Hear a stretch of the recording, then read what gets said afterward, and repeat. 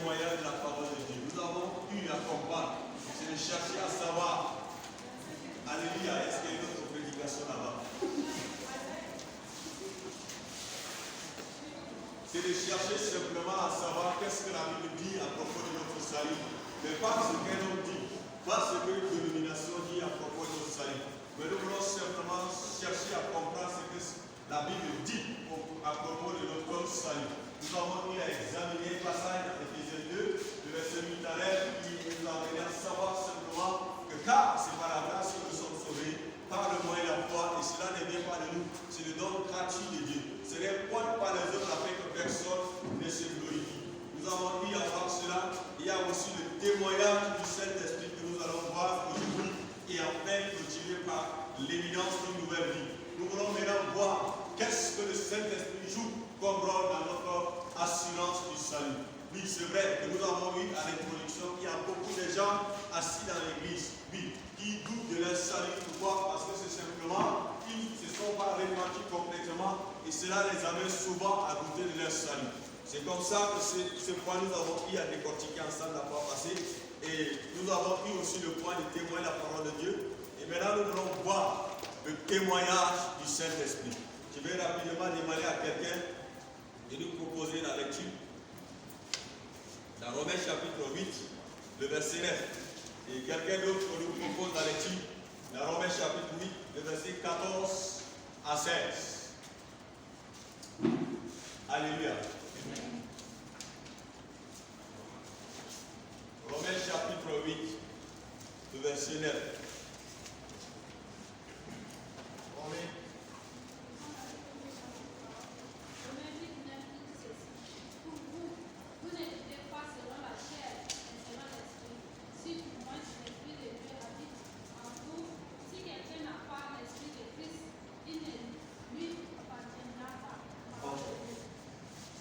Un petit peu prépare ta version, on va expliquer avec.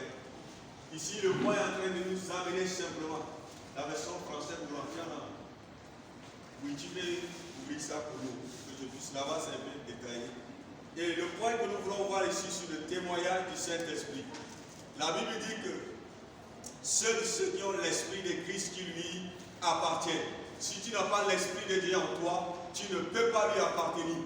Tu peux beau aller à l'église, tu peux beau faire des activités spirituelles, tout et tout. Mais ces choses-là, tu peux le faire comme un païen. Mais si jamais tu n'as pas l'Esprit de Christ, tu ne lui appartiendras jamais. Alléluia. Au Tchad, ce que nous utilisons comme les monnaies, nous avons les pièces aussi là-bas. Il y a les pièces de 25 francs, nous avons aussi les pièces de 50 et 100 francs. Maintenant, quand nous prenons le dynamo, la pièce de 25 francs et les pièces de 50 francs et de 50 francs et de 100 francs. Quand tu mets le dynamo, la pièce de 50 francs saute pour attraper le dynamo, c'est ça? Oui. La pièce aussi de 100 francs saute derrière pour attraper le dynamo. Mais là, la pièce de 25, 5 francs, 10 francs ne peut pas sauter pour attraper le dynamo. Pourquoi? Simplement parce que cette pièce n'a pas une identité à ce dynamo. Ça veut dire que cette pièce n'a pas simplement l'arrière de ce dynamo. Ça veut dire quoi? Ça veut dire que si quelqu'un dans l'église, le jour de l'enlèvement, quand ça viendra, il n'y a que ceux qui appartiennent réellement à Christ qui seront enlevés. Quand tu ne lui appartiens pas, quand tu n'as pas l'Esprit de Christ en toi, tu ne seras pas enlevé. Il n'y a que ceux qui ont l'arrière de Jésus-Christ, il n'y a que ceux qui ont l'Esprit de Jésus-Christ en eux qui seront enlevés. Et maintenant, bien aimé, ce que je voudrais qu'on puisse comprendre ce soir, que chacun de nous puisse chercher simplement à avoir l'arrêt de Jésus-Christ en lui, qui puisse simplement chercher à avoir l'Esprit de Dieu en lui, avec le jour de l'enlèvement, individuellement dans le corps, qu'on puisse tous être enlevés. Ce jour, je suis convaincu qu'il y aura beaucoup d'accidents. Oui, parce que le chauffeur sera enlevé et il y aura des accidents pendant ce temps. Je suis convaincu que le pilote sera enlevé et il y aura des crashs d'avion. Je suis convaincu que le gars avec la moto sera enlevé et il y aura accident avec moto et vélo. Pourquoi? Parce que le chrétien est enlevé. Et il n'y a que ceux qui ont l'arrêt de Jésus-Christ qui seront enlevés. Si tu n'as pas l'Esprit de Christ en toi, bien-aimé, rassure-toi ce soir. Je veux simplement que tu puisses prendre la résolution de pouvoir l'appartenir, afin que tu puisses être enlevé. Est-ce que tu peux acclamer le Seigneur pour cela?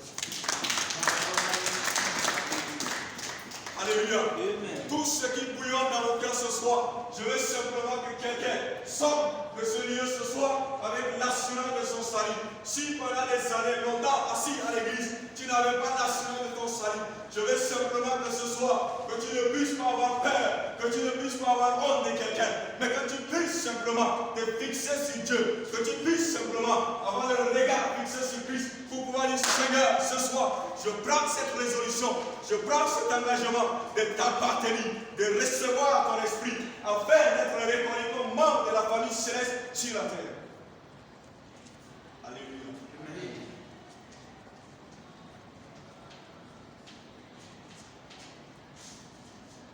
Si nous ne prenons pas la résolution, bien-aimés, si nous ne prenons pas la résolution de laisser la totalité de notre cœur à Jésus, le diable prendra notre cœur.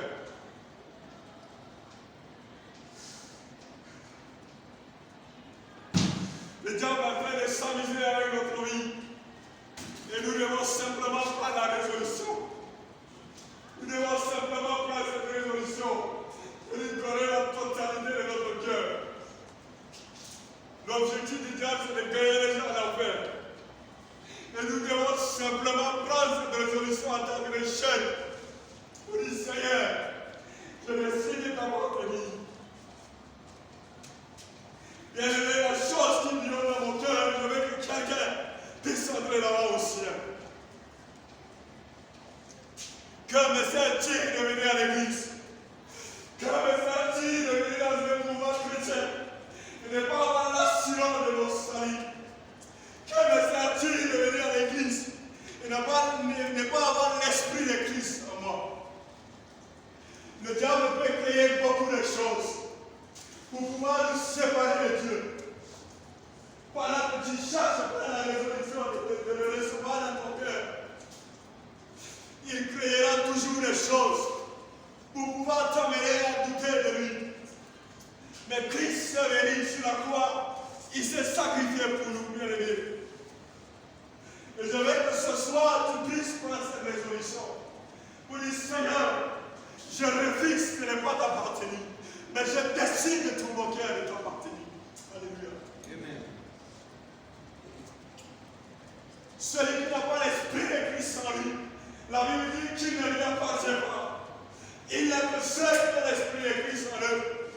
Oui, l'esprit de Christ en toi. L'enlèvement est réel. Oui.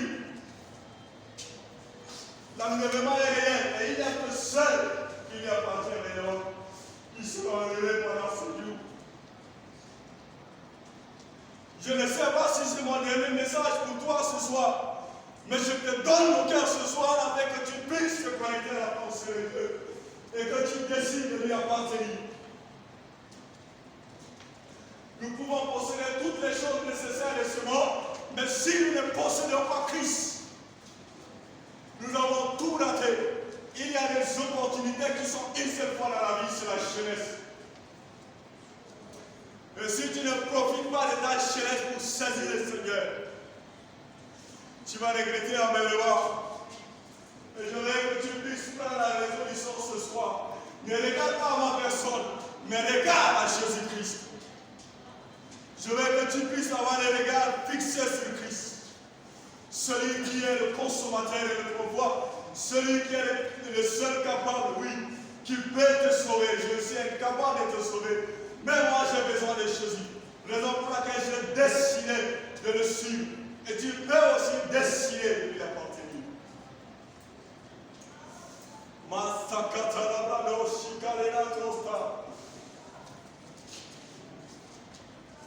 Je voudrais que quelqu'un puisse nous lire un passage. Romains chapitre 8, toujours le verset 14 à 16.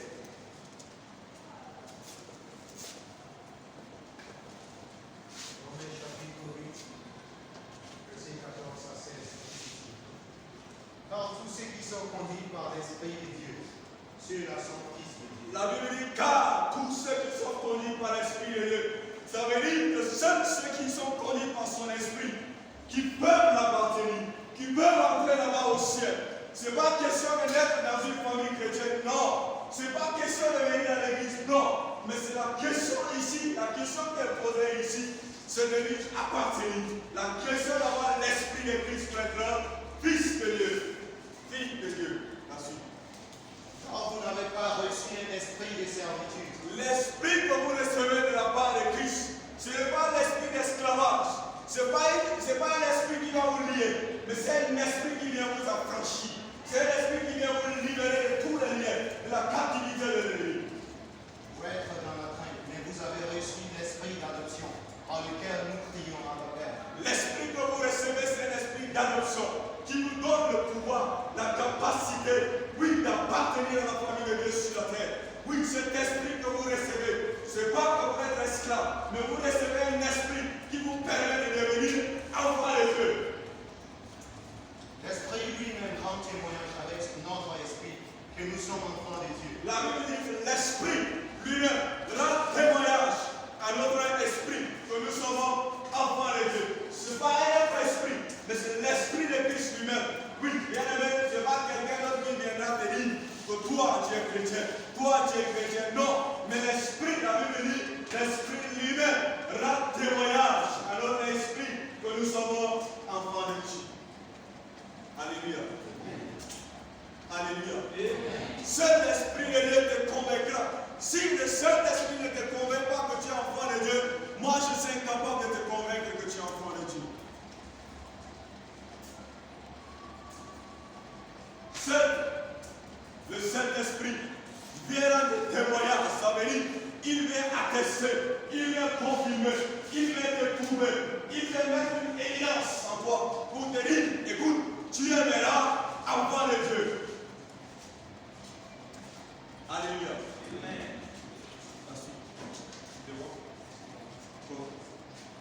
Quelqu'un nous propose la lecture de chapitre 1, verset 13 à 14.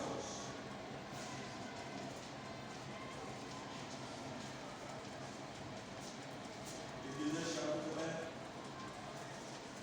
verset 13 à 14.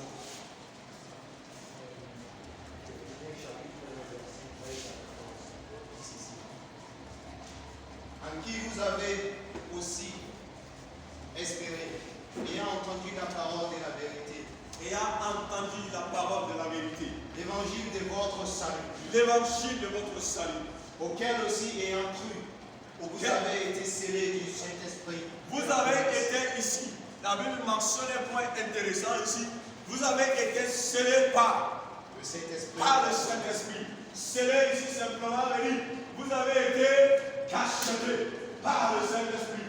Oui, la parole de Dieu te confirme que quand tu reçois le Seigneur Jésus-Christ, par la foi, par la grâce au moins la foi, oui, tu es sauvé.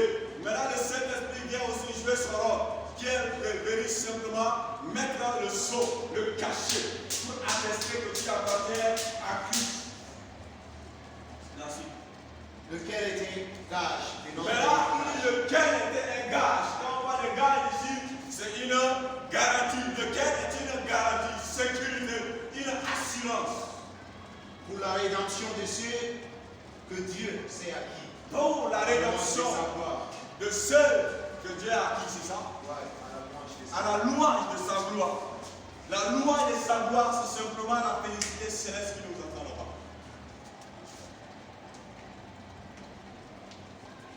Ne permets pas à quelque chose de te séparer de l'Esprit de Dieu. Ne permets pas à les choses de ce monde de t'empêcher de t'accrocher à Jésus.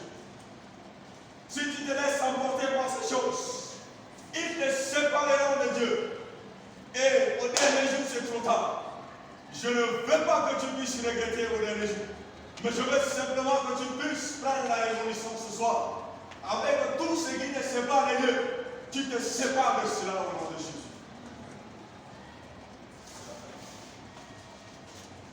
Voici ce que le Saint-Esprit est venu faire comme rôle. Il a joué un rôle ici dans notre assurance du salut. Il a caché la chose et il vient maintenant faire une garantie, oui, pour nous prouver que nous appartenons réellement à Christ. Donc, c'est le Saint-Esprit qui convainc à ton esprit que tu es enfant de Dieu. Tu n'as pas besoin d'une dénomination qui dit que ça, d'abord, tu es sauvé. Non. Si tu l'as réellement reçu, il te convaincra que tu lui appartiens.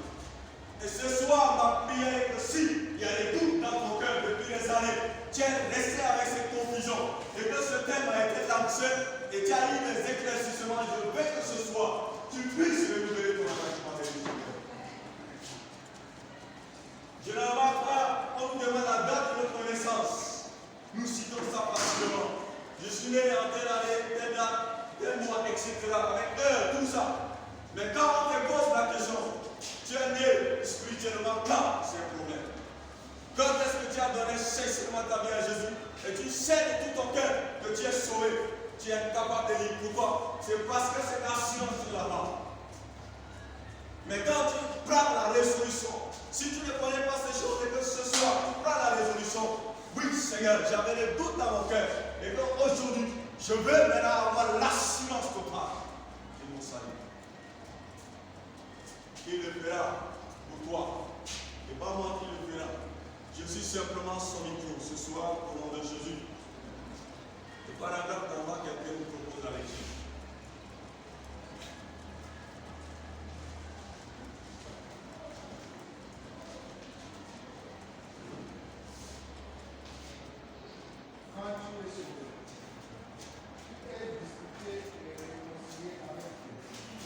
Quand tu es sauvé, tu es disputé et réconcilié avec Dieu. La Bible dit quand tu es sauvé, tu es justifié et réconcilié avec Dieu. C'est un passage biblique qui est transformé simplement ici.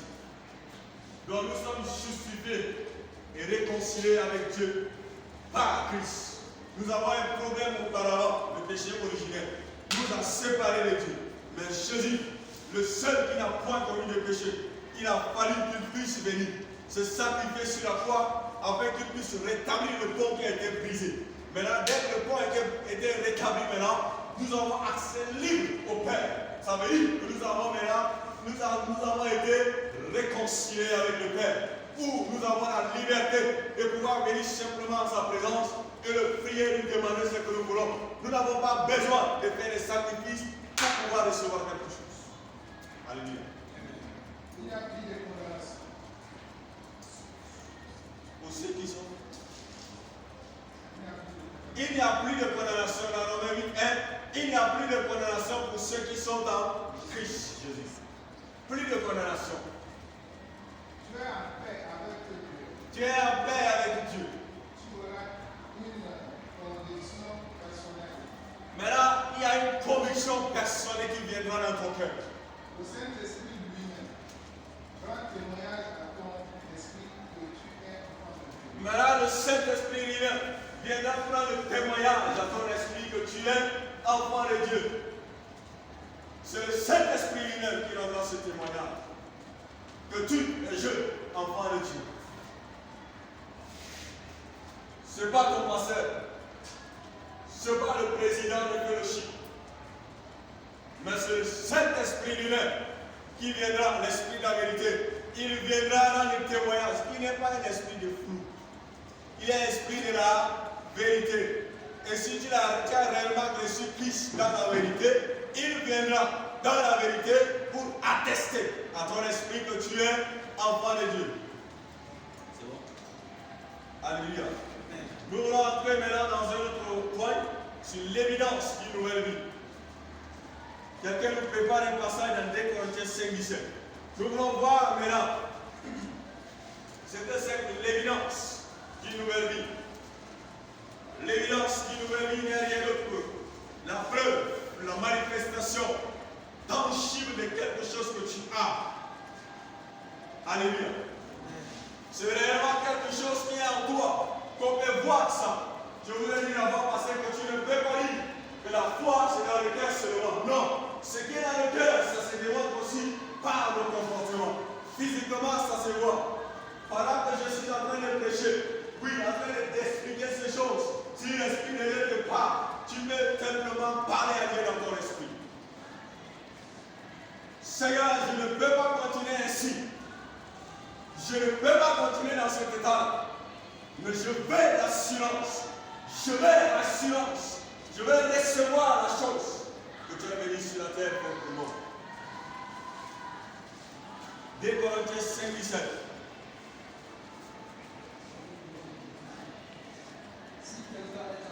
On va doucement. La Bible commence par une condition sine qua non. Quand je dis une condition sine qua non, ça veut dire qu'il n'y a pas de négociation ici. Il n'y a pas d'alternative ici. C'est une obligation. La Bible commence par une condition en disant si. Je ne suis pas des intellectuels. Si. Oui. Il dit si quelqu'un s'est mis pour tout le monde. Si quelqu'un, ça peut être une femme, ça peut être un garçon, ça peut être une fille, ça peut être un homme. Si quelqu'un, il est une nouvelle créature. non, si quelqu'un qui a son voilà, la Bible dit maintenant, si quelqu'un est en qui? La Bible n'a pas dit si quelqu'un est dans une église. La Bible n'a pas dit si quelqu'un est dans la Torah. La Bible n'a pas dit si quelqu'un prêche. La Bible n'a pas dit si quelqu'un est modèle. La Bible n'a pas dit si quelqu'un est président. La Bible n'a pas dit si quelqu'un appartient à une famille chrétienne. La Bible n'a pas dit si quelqu'un donne les offrandes. Alléluia. La Bible dit si quelqu'un est acquis. La Bible mentionne ici le fondement de notre salut. La base pour pouvoir saisir ce salut, c'est Christ. Tu feras mieux de le saisir. Si quelqu'un est en Christ, il est une nouvelle créature. Pour être une nouvelle créature, tu as besoin de saisir Christ. Si tu ne l'as pas saisi, tu feras mieux ce soir de décider de le saisir. L'apôtre Paul dit que je cherche à saisir Christ. Il dit, je cherche à connaître sa souffrance dans Philippiens 3 et sa résurrection, sa mort. Si quelqu'un est en Christ, il est une nouvelle âme. La Bible n'a pas dit qu'il est une créature améliorée. Non. Il n'est pas une créature améliorée. Si quelqu'un est en Christ, il est une nouvelle créature. C'est totalement une nouvelle créature.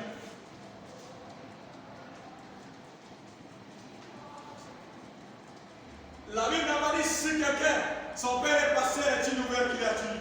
La Bible n'a pas dit si quelqu'un, sa mère est femme de charité, est une nouvelle créature. La Bible n'a pas dit si quelqu'un, son père est ancien église, est une nouvelle créature. La Bible n'a pas dit si quelqu'un, son frère est décédé dans la Torah, est une nouvelle créature. La Bible n'a pas dit si quelqu'un est protestant, est une nouvelle créature. Non. La Bible n'a pas dit si quelqu'un est catholique, est une nouvelle créature. Non. La Bible n'a pas dit si quelqu'un est bouddhiste, est une nouvelle créature. Non. La Bible n'a pas dit si quelqu'un est musulman, est une nouvelle créature. Non. La Bible n'a pas dit aussi que si quelqu'un est l'argent, est une nouvelle créature.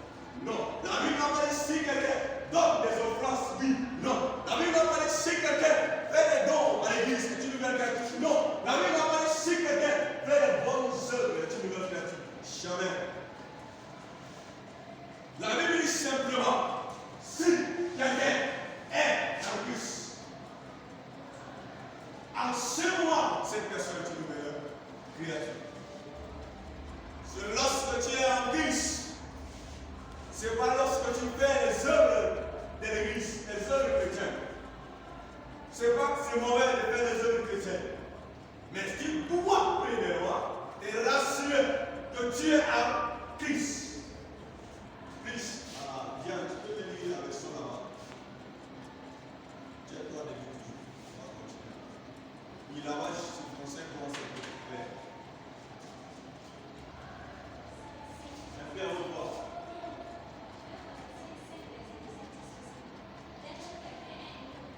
Là-bas, la Bible dit, dès que quelqu'un est uni, comme les gens font mariage. Il dit, dès que quelqu'un est uni en qui? Ça veut dire quoi? Ça veut dire que dès que quelqu'un est soudé, dès que quelqu'un est collé, dès que quelqu'un est attaché, dès que quelqu'un est lié à Christ, en ce moment, cette personne est une nouvelle œuvre.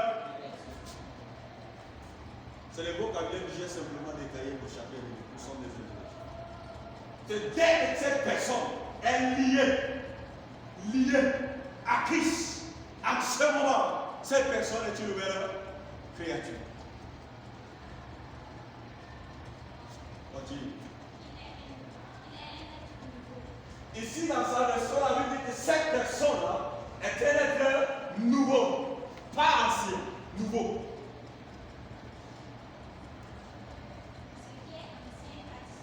Il dit, ce qui est ancien là a disparu. Bien aimé, quand quelque chose a disparu, est-ce que ça reste encore? Lis ta version.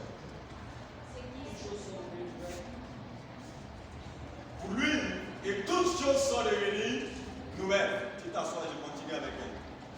La première leçon, c'est une seconde.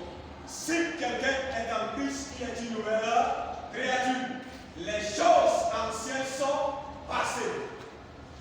Pas certaines choses, alléluia. Pas certaines choses. Mais la Bible dit, les choses anciennes sont passées. Voici maintenant, toutes choses sont devenues nouvelles. La Bible dit, toutes choses sont devenues nouvelles. Dans tout, il y a tout. Même le tout avec un C dedans. Toutes choses sont devenues nouvelles. Ce n'est pas certaines choses qui sont devenues nouvelles, non. Toutes choses sont devenues nouvelles. Si réellement tu es à Christ, lié, attaché, collé, soudé à Christ, toutes choses sont devenues nouvelles. Tu n'as même pas besoin que quelqu'un vienne te dire ça c'est un péché. Toutes choses sont devenues nouvelles.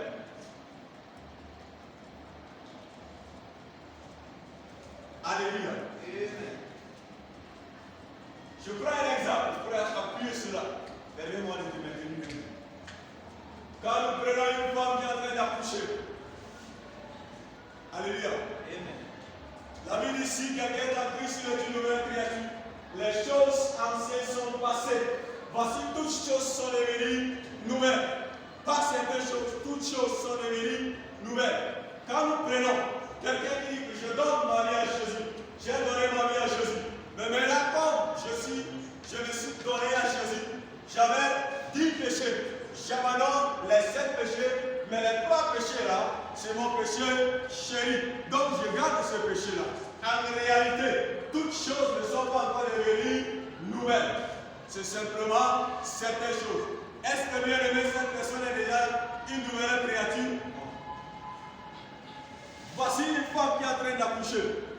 Pendant que la tête du bébé sort, est-ce que le bébé est déjà né? Hein? Est-ce que le bébé est déjà né? Non. Mais le bébé, il est en voie de naître. C'est ça? Il est en voie de naître, mais le bébé n'est pas encore né. Quelqu'un qui dit, j'abandonne l'alcool, mais la cigarette là, je garde. En réalité, il n'est pas encore né de nouveau, mais il est dans le processus de naître de nouveau. Quelqu'un qui dit, oui, j'abandonne le fétichisme, mais le vol là, je garde encore, parce que je m'en sors avec. En réalité, tu es en voie de naître, mais tu n'es pas encore né de nouveau. Parce que la Bible, je ne sais pas si tu utilises une autre Bible, mais la Bible de Dieu, la Bible nous dit simplement que si quelqu'un est en Christ, il est une nouvelle créature. Les choses anciennes sont passées. Voici, toutes choses sont devenues nouvelles. Toutes choses. Maintenant, lorsque les bras du bébé sortent, est-ce que le bébé est déjà né? Non.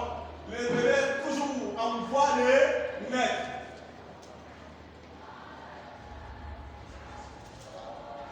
Lorsque ce niveau du bébé sort, en réalité encore, le bébé n'est pas encore né, mais le bébé est en voie de naître. À quel moment on confirmera que le bébé est totalement né? C'est lorsque le bébé sort complètement. Alléluia. Alléluia. C'est lorsque le bébé sort complètement du ventre de sa maman. En ce moment, même Satan sait qu'elle est bébé. Amen. Le ténèbre même sait qu'elle est bébé. Le diable connaît la parole de Dieu. Donc, quand tu es né de nouveau, tu sors complètement de l'œuvre de Satan pour t'accrocher totalement à Dieu. Supposons cette voie, c'est la voie qui mène vers l'enfer. C'est l'exemple.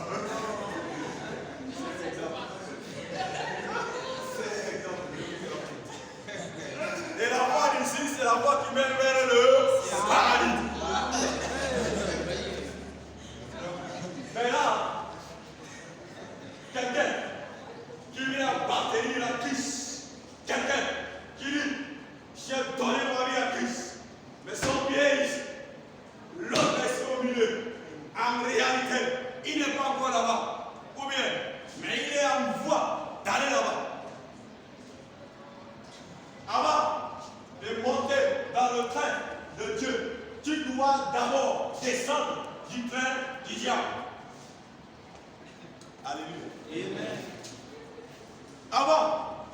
ici, tu dois d'abord quitter là-bas pour venir ici. Alléluia. Amen. Toutes choses sont devenues nouvelles. Tiens, la suite. Maintenant, il dit ce qui est nouveau est là.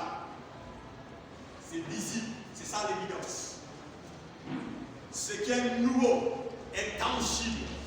Yeah. Tu peux voir, Toucher. tu peux confirmer. Oui. Ce qui est nouveau est là. Les choses anciennes sont passées.